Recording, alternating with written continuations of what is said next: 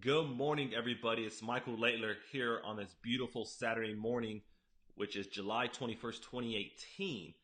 And I'm welcoming you to another episode of Meet Our Community in the Leadership Inner Circle, where I interview members of our community in order for them to explain who they are. And if you have any questions, ask them. Because the whole point of what we do now is learning. Our job is to collaborate. Our job is to spread a message. Our job is to spread leadership and communication development. And this is one out of many platforms that I use in order to utilize some of those skills of others.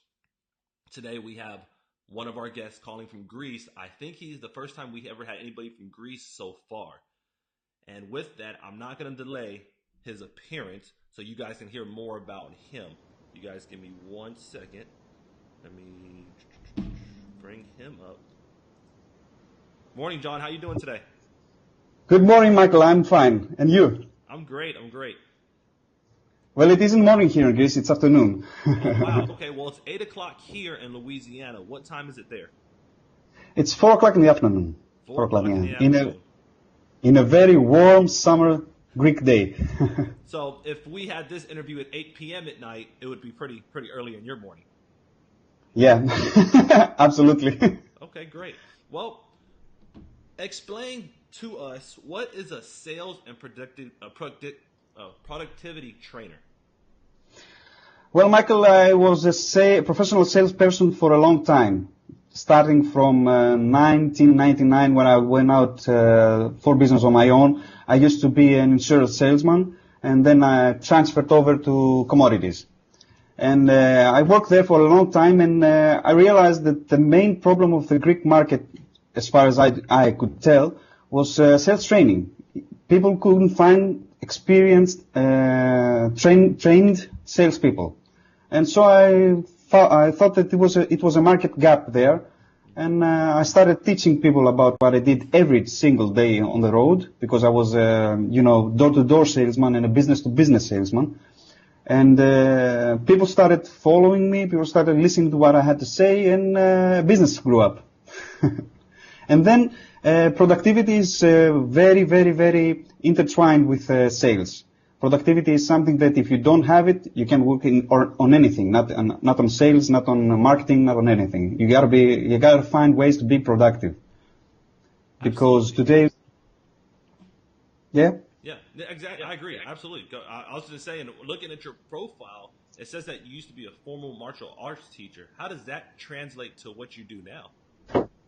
I used to teach Kung Fu for 15 years. I had a black belt, and I started teaching it as a side gig. I had my own schools with people, and I taught about from 1999 to 2014, when I became only a judge. I gave the keys to my martial arts school to my student, and this transferred very well to sales and productivity, because I was very disciplined at what I did.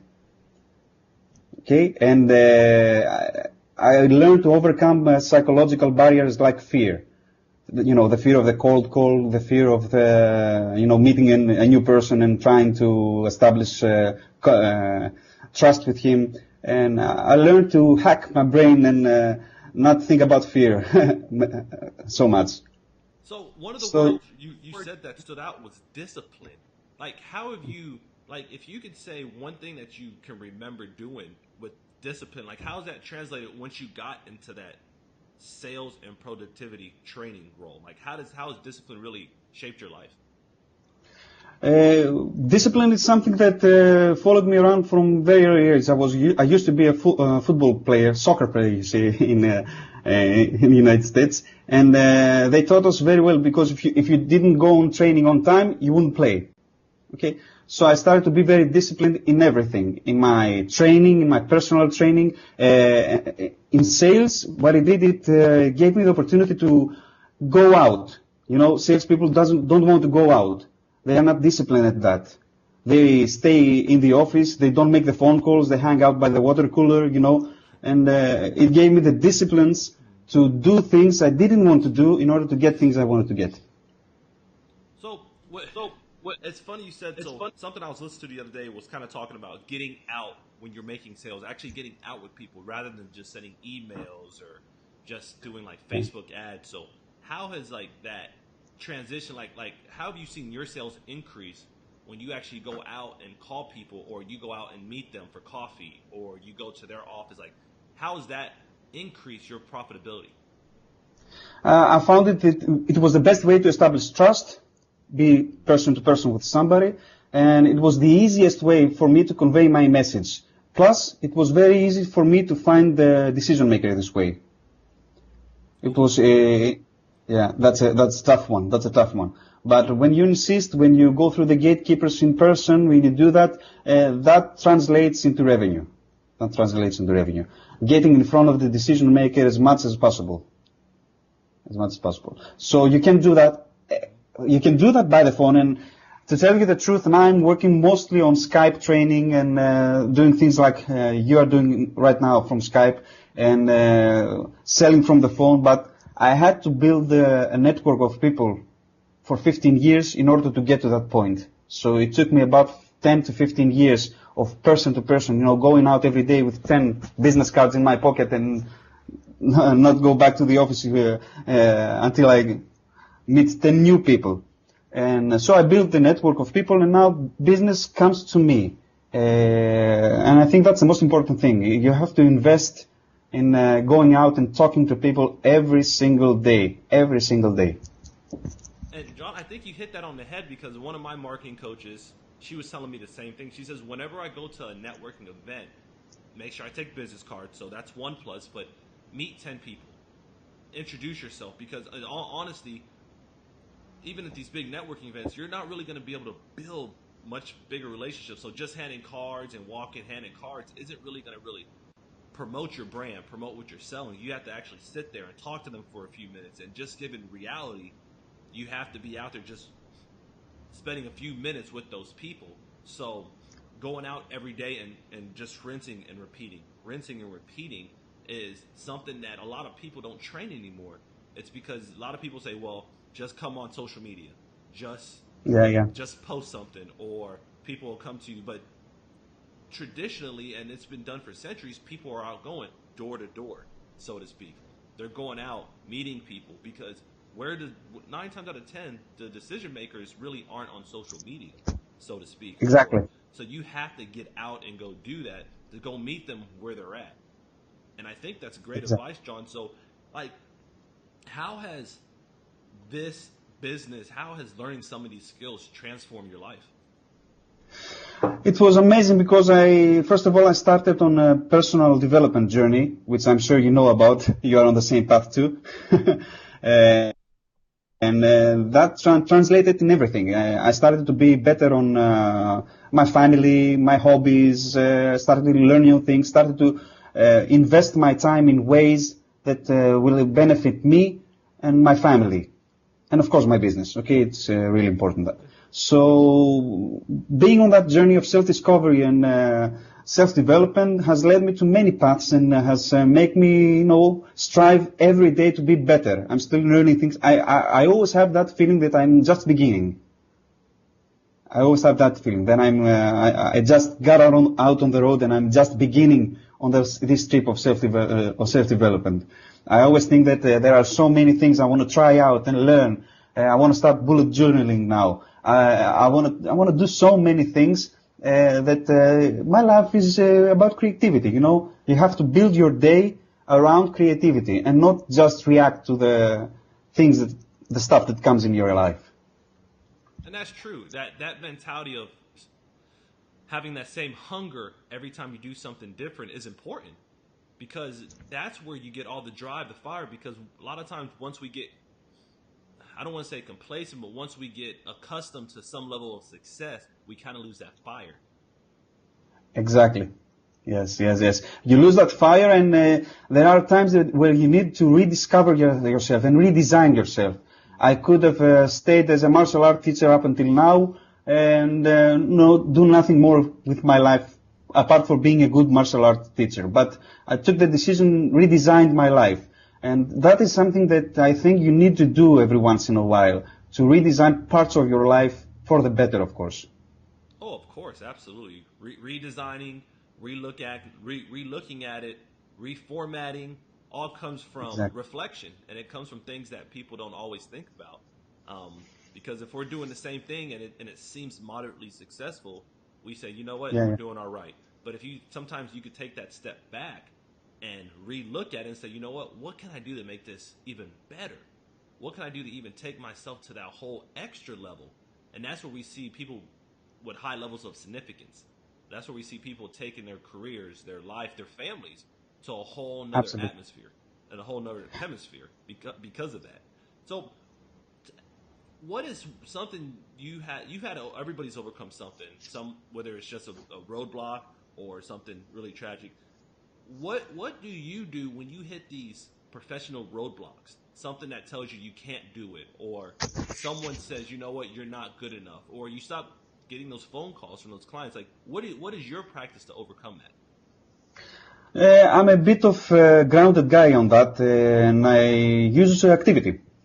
I am big fan of using activity. You have to do stuff more. You have to look at the stuff you are doing. You have to judge them and see if they are working or not. You have to be willing to drop things that aren't working. And every day you bump into things that are difficult to do. Fear is something that is everywhere you go. I didn't know I could be a sales trainer and stand in front of people and talk about sales and people would take notes. And I had to get over the fear. And the way to get over my fear was to eliminate time from the equation. I had to do stuff quickly because if I let time in the equation, I would start to get afraid and thinking about things, and eventually I wouldn't do them. So I realized that I have to eliminate time from the equation in every situation that I feel I'm stressed or I have fear, or it's difficult for me to react. And that's a good practice. Just remove it. Sometimes it's just Yeah. easy to to say, you know what, this isn't for me. I'm not going to do this anymore. Thus, I'm going to start over. I'm going to go in another direction. Yes, yes, yes. Sometimes you have to realize that things just aren't meant to be, and if they aren't meant to be, then you figure out what is meant to be. Exactly. There is a great book that it's called The Startup J Curve. I don't know if you know it. I'm not familiar with And that one. it says that most problems in the entrepreneur world is that because the founders of the companies are too emotionally attached with their projects, and when the project doesn't work, do not morph enough. You have to morph your project in order to make it work. You have to be emotionally detached from your project so you can make the necessary changes.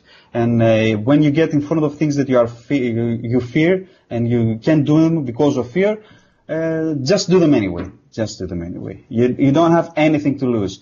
By talking to you here, when we finish this talk here, I'm not in Thessaloniki today. I'm in Komotini, in a small village outside Komotini. And after we have this talk, I'm going to go to a funeral. My wife's uncle has passed away last night. Ooh, sorry to hear that. And thank you very much. And these are all lessons to me. Time is so precious and so little. You have to do what you want to do. You have to believe, first of all, that you can do more. That's the problem. Setting too low goals and achieving them and not setting high enough goals. And that's one of the reasons why I start doing this leadership inner circle, this meet our community, because I do value time. I value the time of others, and I believe that having these kind of Facebook lives, having it recorded, having it put on Facebook, having it put on YouTube for later reproduction, it allows people to understand that there's people across the entire world who want to help out.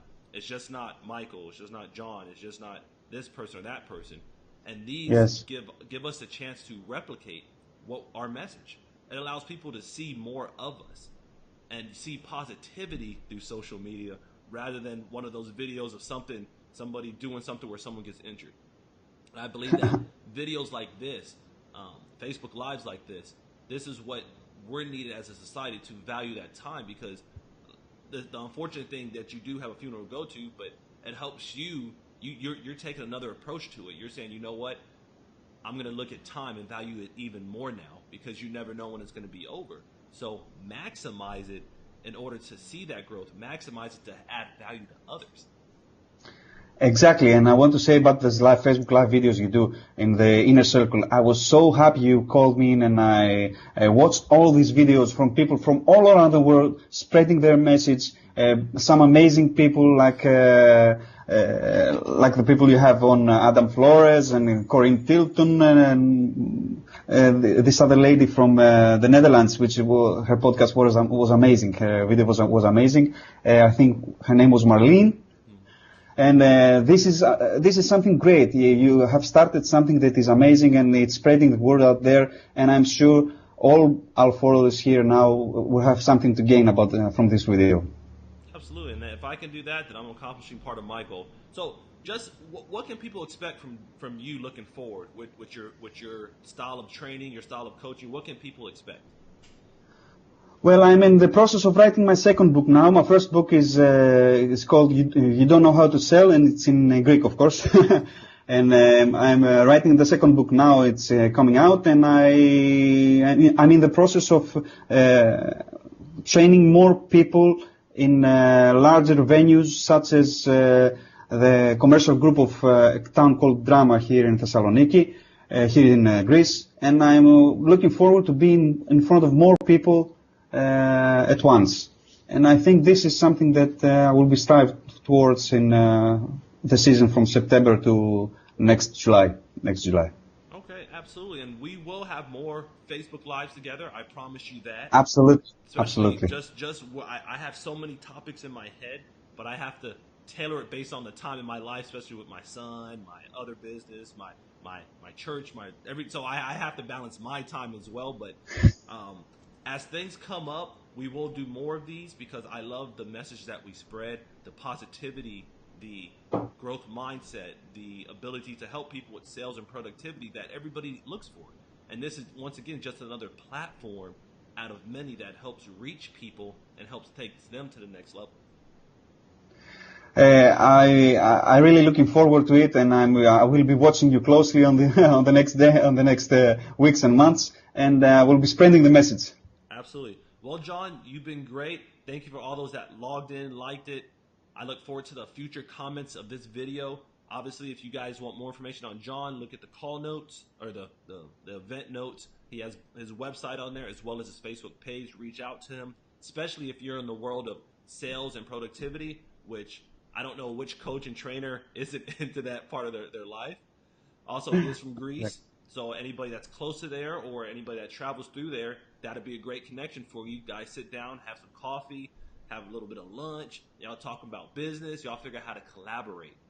And I think that'd be an amazing way to explode this business.